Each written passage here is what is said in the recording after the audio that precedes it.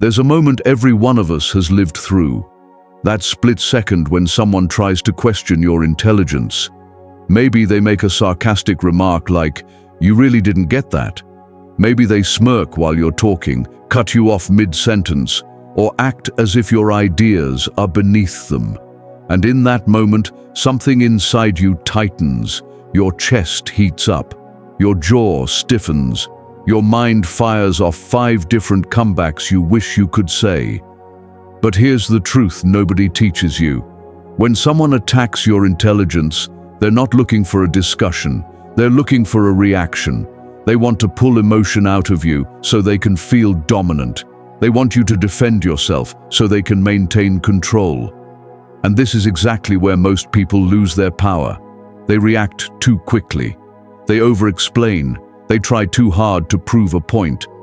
But a Stoic does the opposite. A Stoic doesn't abandon their character just because someone tries to provoke them. A Stoic doesn't let words pierce their sense of identity. A Stoic understands a timeless truth. It's not the insult itself, but the meaning you attach to it that causes harm. So today, you're going to learn something far more valuable than clever comebacks. You're going to learn 5 Stoic-rooted responses, sharp, composed, and intelligent, that instantly place the power back in your hands whenever someone tries to belittle you. These aren't petty clapbacks. They aren't emotional swings. They are strategic responses grounded in self-control, calmness, and psychological strength. By the end of this video, you'll know exactly what to do the next time someone questions your intelligence, doubts your ability, or tries to shrink your confidence. You'll walk away with tools that don't just protect your self-worth. They raise it. So take a breath, drop your shoulders, and let's begin with the first powerful Stoic response. 1. The silent stare. There is a moment inside every insult, a moment so quick most people overlook it, where power shifts not through shouting or arguing, but through stillness. When someone tries to question your intellect, their real intent isn't to show they're right. Their aim is to make you react, to make you flinch, to make you feel small so they can feel big. And most people take the bait. They rush to defend themselves. They speak too fast. They justify things to someone who doesn't deserve that level of effort. But the Stoic response is entirely different. A Stoic uses silence not to avoid the situation, but to control it. And the most powerful silent reaction you can ever use is the silent stare. The silent stare is simple, but not easy. You lift your eyes. You look directly at the person who insulted you. Not with anger, not with sarcasm, not with confusion, just calm, unwavering presence. 3 seconds, sometimes 5. Those seconds feel normal to you, but to them, they feel like a spotlight, a mirror, a pressure they didn't plan for.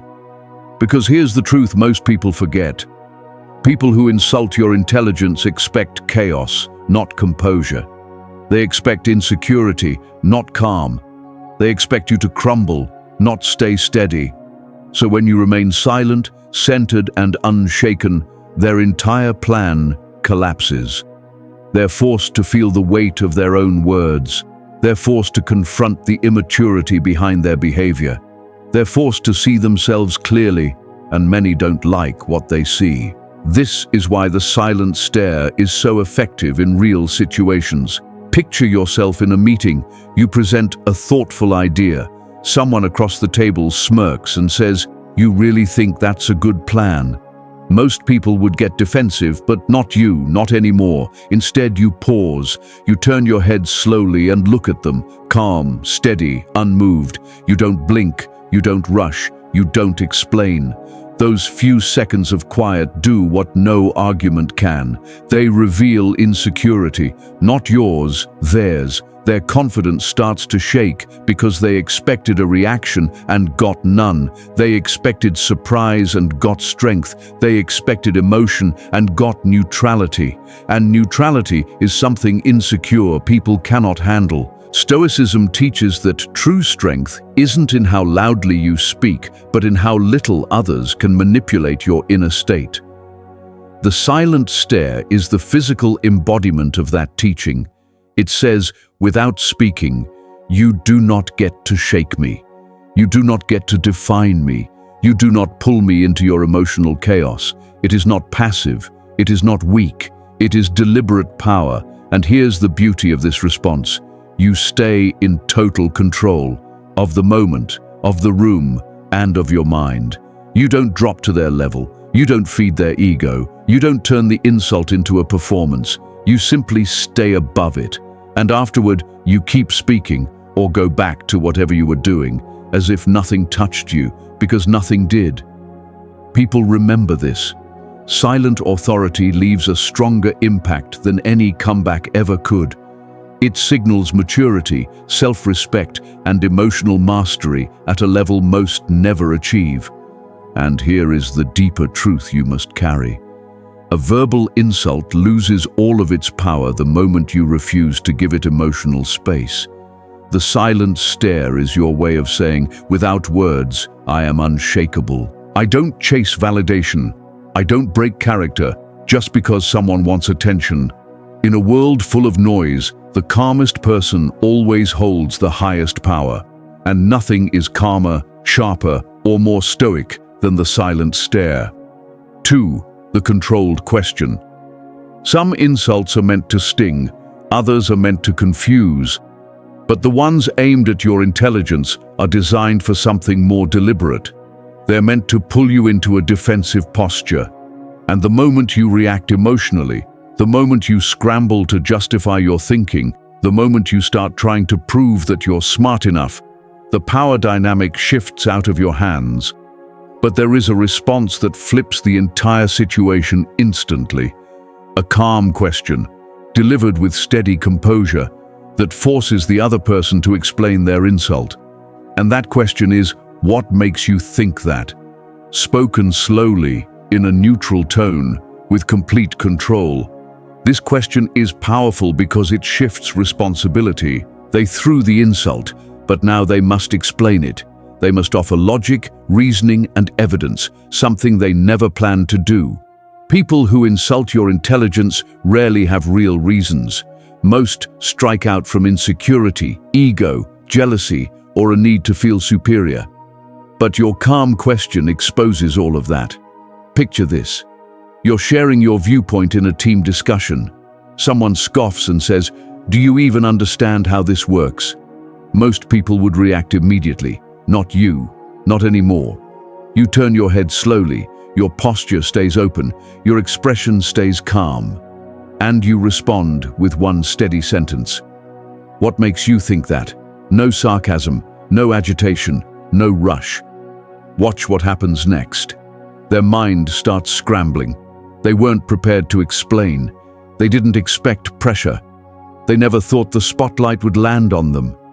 Insults are easy when the other person collapses. They're much harder when the other person stays grounded. Your question corners them mentally. Either they must support their comment with actual reasoning, or they must reveal that it was empty. Most choose the second option. They backtrack. They soften their voice. They pretend it was a joke. They try to escape the moment they created. And all because you stayed calm. This is the heart of Stoicism. It isn't about winning debates. It isn't about proving your intelligence on demand. It's about mastering your inner world so completely that nobody can drag you into chaos you didn't agree to. Epictetus taught that the wise person doesn't react to insults, they examine them. They step back, they observe, they ask the questions that reveal the truth behind the behavior. That's exactly what this response does. It reveals the truth. Their insult reflects more of them than it ever did of you. And here's the beauty of the controlled question. It safeguards your dignity without aggression, without confrontation, without losing your emotional balance. It shows maturity. It shows self-awareness. It shows that you're the kind of person who cannot be manipulated into reacting on command. And once someone realizes you're not easily triggered, that you refuse to be drawn into pointless conflict, that you meet hostility with calm inquiry, they stop testing you. because they know you're not playing the same game as everyone else. The controlled question isn't a comeback. It's a boundary, a mirror, a reminder that your mind isn't accessible to just anyone. And when you ask it with complete calm, you don't just protect your intelligence, you elevate it. 3. The fact-based reframe. When someone insults your intelligence, what they're really trying to do is drag you into emotional mud. They want you to argue. They want you to over-explain.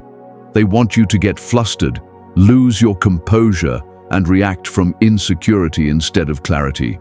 But a Stoic recognizes what most people forget. The moment you abandon logic to chase validation, you lose the high ground. That's why the fact-based reframe is one of the most effective responses out there. It pulls the conversation out of emotion, out of ego, and places it firmly back into logic, a space where insults have no influence. This response works because it does something brilliantly simple. It shifts the interaction away from their opinion and brings it back to truth. When someone tries to question your intelligence, instead of defending yourself or reacting to their emotional performance, you calmly shift the direction by saying something like, "Let's stay focused on the facts," or in an even firmer tone, "Let's stick to what we actually know." This single shift changes the entire dynamic. Their goal was to trigger you, but your response reminds them that there are boundaries in the conversation. Their comment came from emotion. Your reply brings the discussion back to logic. They were looking for drama. You're bringing structure. Suddenly, the focus is no longer on whether you're smart enough. It moves to what is real, what can be supported, and what truly matters. Picture yourself presenting an idea at work. A co-worker rolls their eyes and says, "You obviously don't get how this works." Instead of matching their attitude, you stay steady, breathe, and respond with, "Let's check the actual data." That single line reveals something powerful. You are not shaken, you're not intimidated, and you're not operating from ego. Often, the rude person loses momentum instantly because facts require evidence, facts demand clarity, and facts require a level-headed mind, ironically the very things a person lacks when they rely on personal attacks. And here's what makes this response deeply Stoic. It refuses to answer irrationality with more irrationality. Marcus Aurelius said that the best response to unwise behavior is wisdom. The fact-based reframe is exactly that. No insults, no retaliation, no overreactions. You simply place the entire exchange on solid ground. This approach also exposes the emotional motive behind their insult without you saying it directly. When you say, "Let's look at the facts," you're indirectly communicating, "I see what you're trying to do and I'm not stepping into that game." This disarms people. It signals that emotional manipulation won't work on you, and that if they want to communicate with you, they'll need to elevate the conversation, not drag you downward. This technique works flawlessly in professional settings, social situations, and even within family dynamics. It protects your dignity without arguments, without escalation, and without feeding the insult any more attention. It shifts the conversation from, "Are you intelligent enough?" to, "Let's deal with reality." And reality is where calm, grounded thinkers thrive. This response also strengthens your self-respect. It reminds you that your intelligence doesn't need emotional defense. It doesn't require validation from someone disrespecting it. It doesn't need theatrics. It stands on clarity, reason, and disciplined thinking. And when someone sees that their emotional jab didn't shake you, that you're still composed, logical, and in control, they realize something important. Insults don't influence you, facts do. This makes people think twice before disrespecting you, not because you get loud, not because you fight back, but because you set the tone of every exchange you're part of. The fact-based reframe is quiet strength, calm authority. the mark of a mind that refuses to be rattled by noise. Once you master this, no insult about your intelligence can reach you the same way again. 4. The no toleration boundary. There comes a moment in every interaction where someone crosses a line. It may not be loud or dramatic, it might be a tone, a smirk, or a quiet comment meant to sting. And if you've lived long enough, you know this truth. People who attack your intelligence rarely stop at the first attempt. They test you, they push, they observe how much they can get away with. This is why the boundary line is crucial. It is the moment you calmly, without aggression, make it clear. This is where it ends. Many people hesitate to set boundaries. They fear seeming rude, confrontational, or dramatic. But here's the paradox the Stoics understood. Avoiding boundaries doesn't prevent conflict, it guarantees future conflict. When someone repeatedly questions your intelligence, a boundary isn't optional, it's necessary. It is self-respect in action.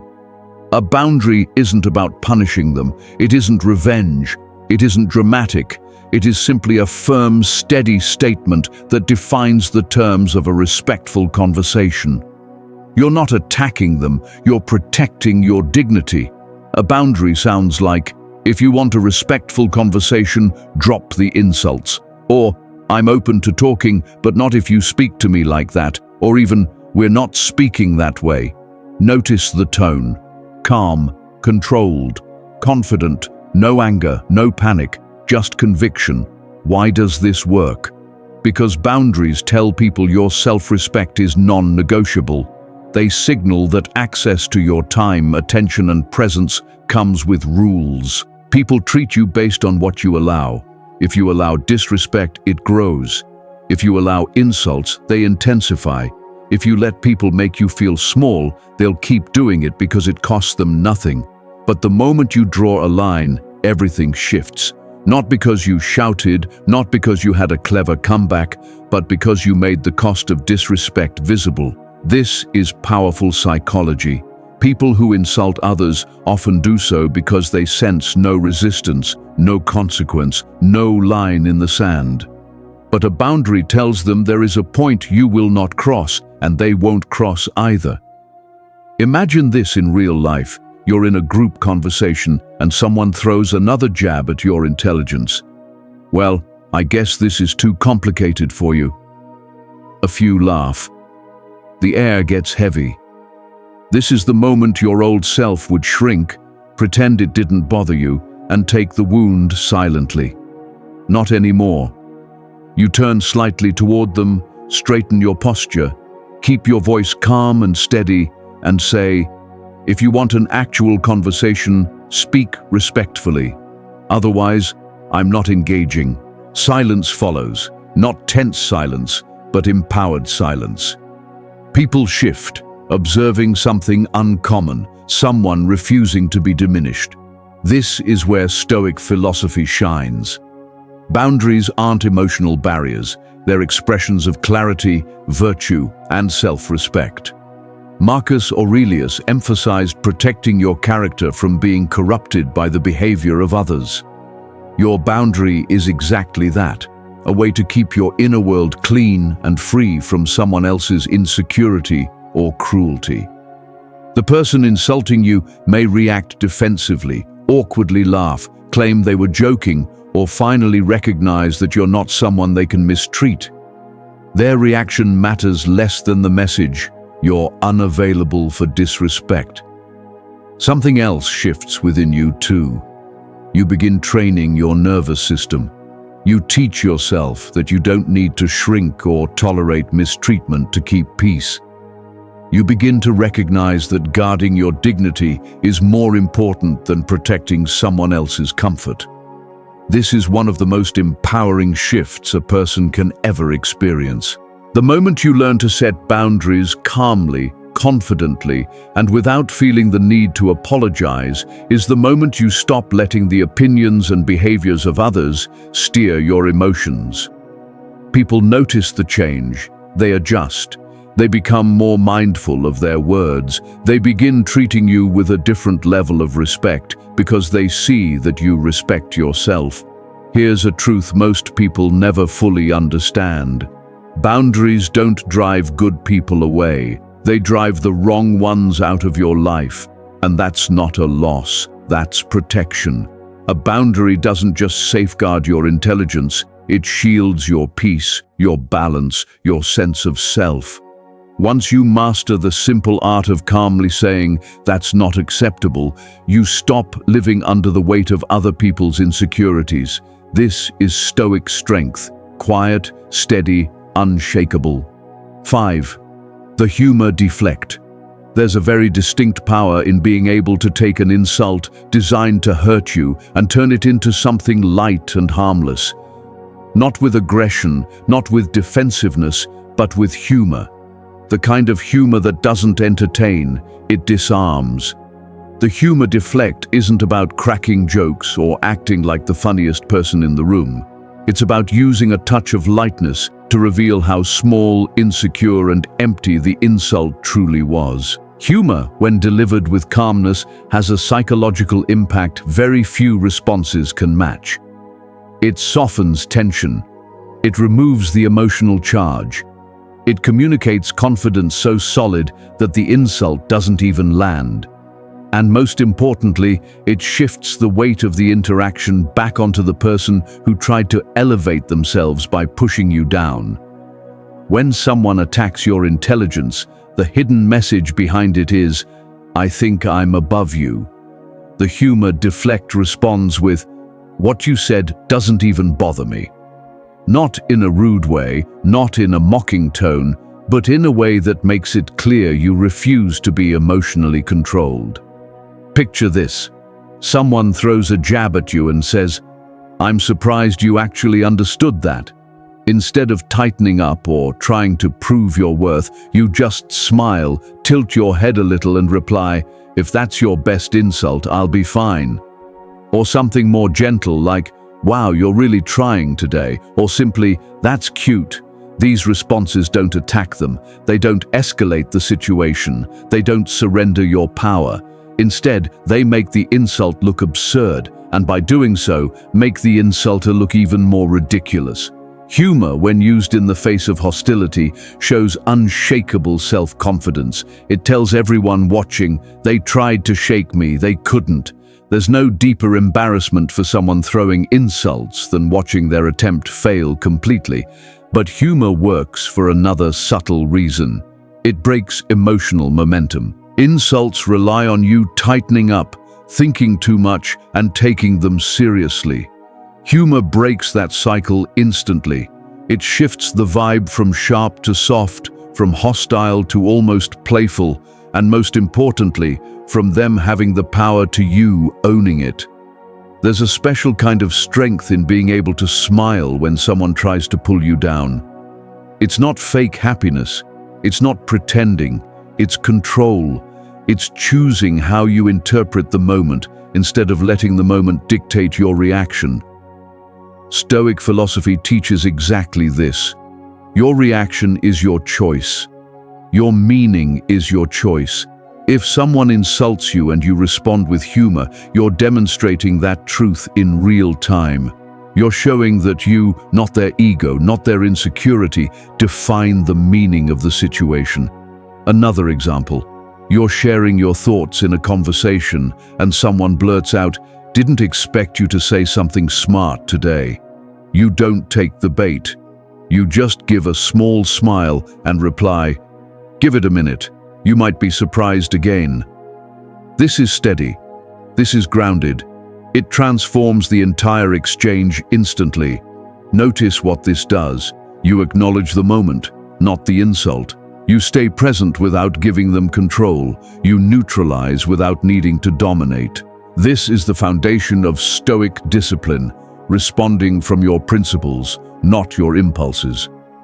There's another layer people often forget. Humor relaxes the audience. It shows everyone around you that you're not fragile, not insecure, not easily shaken. People naturally admire those who handle uncomfortable moments with grace. Humor becomes a quiet sign of emotional intelligence, not just cleverness. But this response also reveals something about the person insulting you. While you stay composed, they begin to look reactive, emotional, and strangely invested in tearing you down. Suddenly, their insult looks like a plea for attention, while your calm humor looks like maturity. This is why most people who insult you either go silent or adjust their behavior afterward. They realize how childish their actions now appear. Of course, not every insult calls for humor. Some situations need the silent stare, some need a measured question, some require a firm boundary. But when the timing is right, humor becomes a sophisticated shield. You're not laughing to get approval, you're not joking to escape discomfort, you're using humor to show that your intelligence isn't fragile enough to crumble under a cheap comment. And once people see that nothing rattles you, that even attacks on your intelligence can't shake you out of character, they think twice before trying it again. Because in reality, confidence isn't always loud. Sometimes it smirks, sometimes it shrugs, sometimes it turns an insult into a joke that never lands. And that's when everyone understands that you're not someone who needs to prove your intelligence, you're someone who stands solidly in it. Insults about your intelligence don't define you, your reactions do. A Stoic doesn't argue, panic, or rush to prove anything. A Stoic uses silence, steady questions, facts, boundaries, and well-placed humor to stay in control of the moment and in control of themselves. Remember this, people only gain power over you when you hand it to them. Hold your center, respond with intention, and let your composure speak louder than any insult ever could. Your mind is your fortress. Protect it well.